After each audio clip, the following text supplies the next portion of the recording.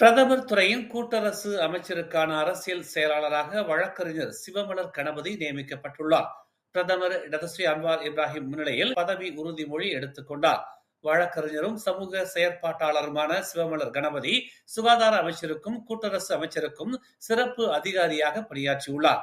அவரின் தொடர் சமூக நல நடவடிக்கைகளின் மூலமாக தற்போது கூட்டரசு பிரதேச அமைச்சர் டதுஸ்ரீ சலீகாவின் அரசியல் செயலாளராகவும் நியமிக்கப்பட்டுள்ளார்.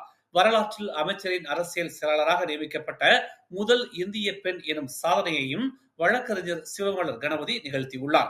அண்மையில் தலைநகரில் இந்தியர்கள் தொடர்பான பல்வேறு சிக்கல்களுக்கு தீர்வு காண சிவமலர் கணபதி முக்கிய பங்களித்துள்ளார்.